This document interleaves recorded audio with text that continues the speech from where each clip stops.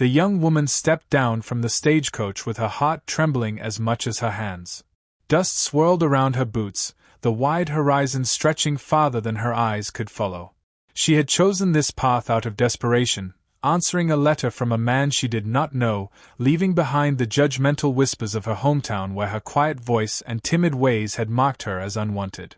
Now the prairie lay before her, harsh and unforgiving, and she could not help but wonder if she had made a mistake. The rancher was there, standing tall but unreadable, a man shaped by weather and labor. His face held no smile, no warmth, only the weight of duty and the sharp lines of responsibility. His greeting was polite but clipped, as if he were welcoming a hired hand rather than a wife. His words were not cruel, but they carried no tenderness. He spoke of arrangements, of meals to be made, of land that required attention, of a daughter who needed care. She listened with downcast eyes, her fear whispering that she had traded one life of loneliness for another. Inside the house, the silence pressed heavier than the walls. There were no decorations, no softness, just the echo of footsteps across wooden floors. She tried to steady her breathing, but her chest ached with the thought that she was an intruder in a place that would never accept her. At supper, the rancher ate without much word, and she forced a smile though her hands trembled as she passed the bread.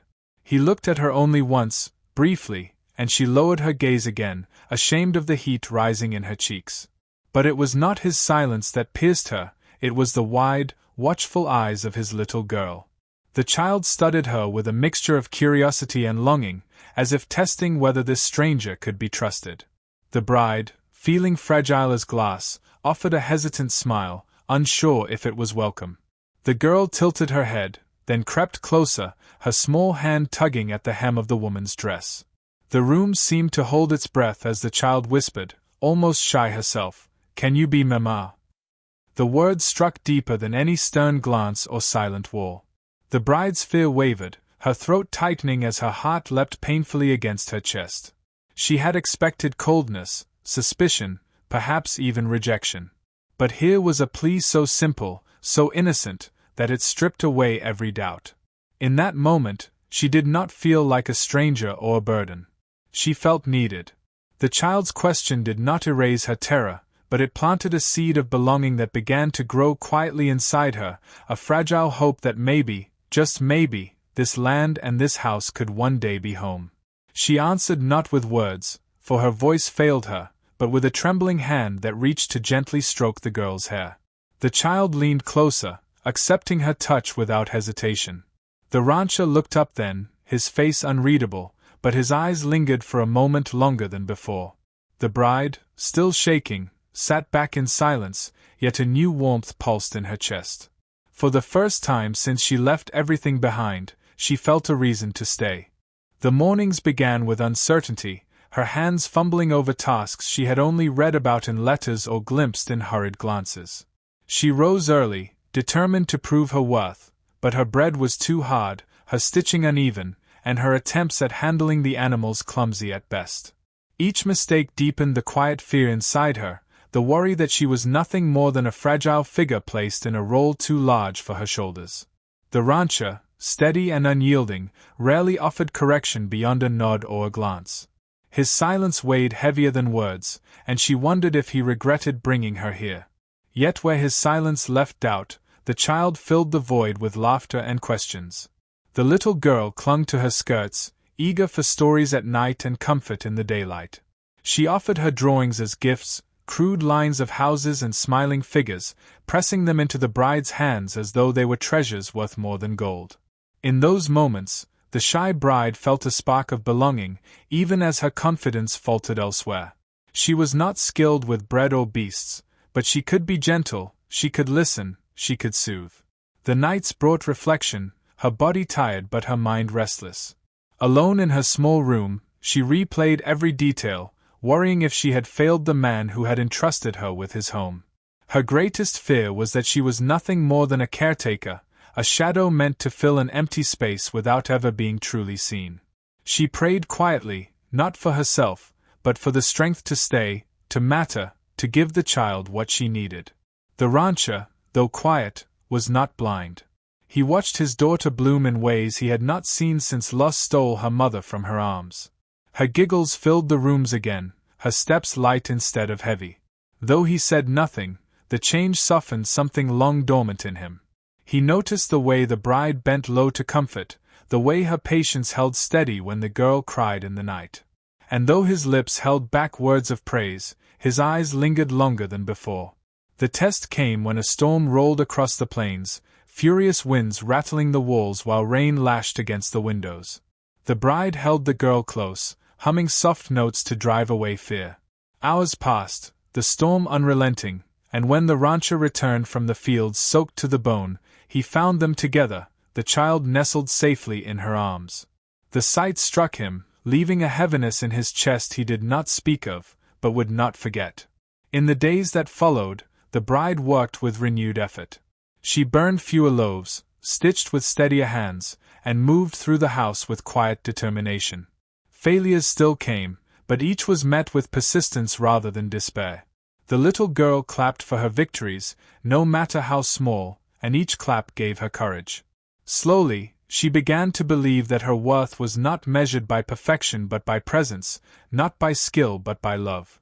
The prairie was unforgiving, but the human heart could endure even harsher trials. Though doubt still whispered at night, a new truth was unfolding within her. She was beginning to see herself not as a guest or a burden, but as someone who might belong, not because of flawless work or duty fulfilled, but because she had given a frightened child reason to smile again. The prairie had a way of testing every soul who called it home, and she soon discovered that her quiet strength was as necessary as the walls that kept out the wind. The rancher, once a figure carved from silence, began to speak in fragments of memory, pieces of a past he had guarded fiercely. He told her of the woman he had once loved, of the sickness that took her suddenly and left him hollow, of the promise he had made to never again open his heart to that kind of pain. His voice was rough with restraint, but beneath it lay wounds that time had not fully healed. She listened, not with judgment or interruption, but with the patience of someone who knew the weight of being unseen. Her own truths emerged in return. She spoke of the life she had fled, of the townsfolk who branded her weakness as uselessness, of nights spent staring at ceilings wondering if she would ever matter to anyone. She confessed her terror that she would be cast aside here as well, that she was nothing more than a body to fill space in a house too empty. He did not answer at first, but his eyes lingered on her longer, as though he was measuring her words not for their sound but for their courage. They began to share more than silence. Days spent tending to the land no longer felt like parallel labors but joint efforts. She followed his lead when he showed her how to mend a fence, and he stood back, quietly surprised, when she repeated the work with her own steady rhythm. The rancher, who had thought her too fragile, began to see that she possessed a resilience hidden beneath her shy exterior. She bore long hours with quiet dignity, endured mistakes without surrendering, and faced hardship with a calm that even storms could not rattle. The little girl, once tentative in her affection, now called her Mama freely, her voice ringing with certainty rather than doubt. Each time the word was spoken, the bride felt its weight deepen, no longer a title borrowed from absence but one earned through love and presence. She held the child in ways that spoke of permanence, and with every bedtime story, every soft word of comfort, the fragile bond grew into something unbreakable. A true test came when the ranch itself was threatened. Illness swept through the cattle, leaving weakness where strength should have stood. The rancher, weary from long nights, prepared to face the losses alone, but she refused to remain in the background. She rose with him before dawn, worked beside him through dust and fatigue, and when her hands ached, she pressed on. She learned quickly, adapting to tasks that once seemed impossible, driven by something stronger than fear. When he stumbled under exhaustion, she steadied him without hesitation. When hope wavered, she held it firm for both of them. The rancher began to see her differently. Not as the timid figure who stepped off the coach, nor as the caretaker he believed he had contracted, but as a partner whose courage equaled his own. Her presence altered the rhythm of the land itself. Where silence once ruled the house, her quiet determination brought steadiness. Where grief had dulled the edges of life, her gentle persistence sharpened them anew. For the first time in years, the rancher allowed himself to feel more than duty.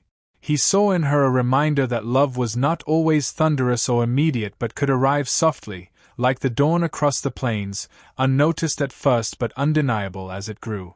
The glance of her eyes, the curve of her shy smile, the unwavering care she gave to his daughter, all these wove together into something he could no longer deny. She too felt the shift, though she feared naming it. In his silence she now heard not rejection but a guarded heart slowly daring to open. In his rare words she caught glimpses of trust. And in the way his gaze lingered when she worked beside him, she felt herself being seen, not as fragile, not as insufficient, but as strong, as worthy, as loved. The prairie was still unforgiving, but within its vastness, two hearts once ruled by fear and grief had begun to turn toward one another, not by command, not by duty, but by the quiet, unshakable truth of human resilience and the bond that grows when survival is shared and kindness is returned. The woman who once stepped onto the ranch trembling with fear no longer saw herself as an outsider. She had endured mistakes, doubts, and storms, but each trial had tempered her spirit into something stronger than she believed possible. She could look back on the path that brought her here and see not weakness but survival, not shame but resilience. Her hands bore the marks of work, her heart carried the scars of loneliness, but together they had shaped her into someone capable of giving more than she ever thought she had. The rancher too had changed. The man who once greeted her with little more than courtesy now carried warmth in his gaze, the distance between them slowly replaced by an unspoken closeness.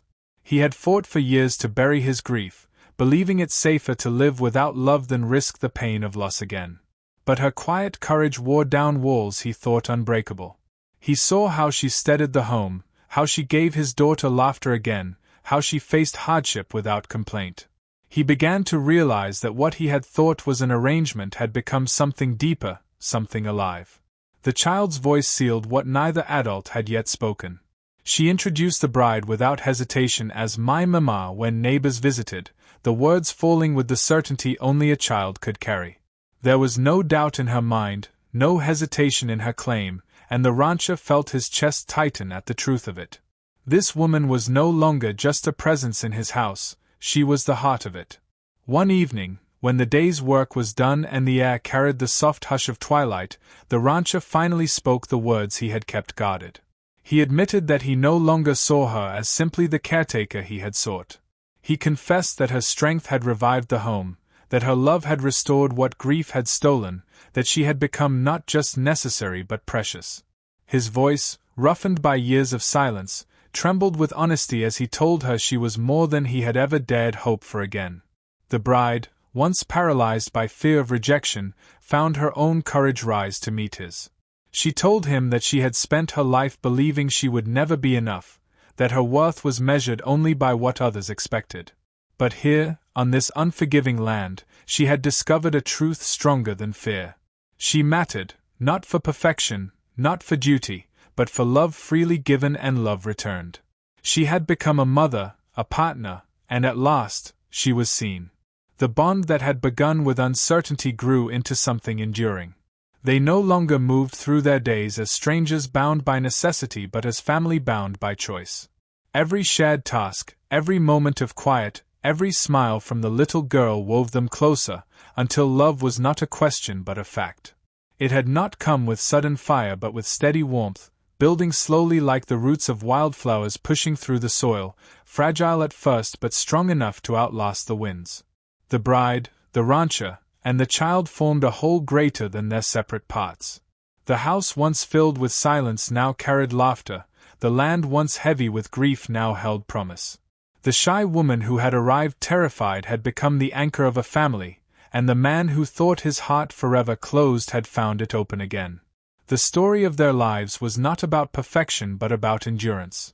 It was about the human ability to take fear and loss and turn them into strength and love. On the vast and lonely prairie, where the land could break even the strongest, they had built something unbreakable, not through force or command, but through the simple, extraordinary truth that humans endure, humans love, and humans rise.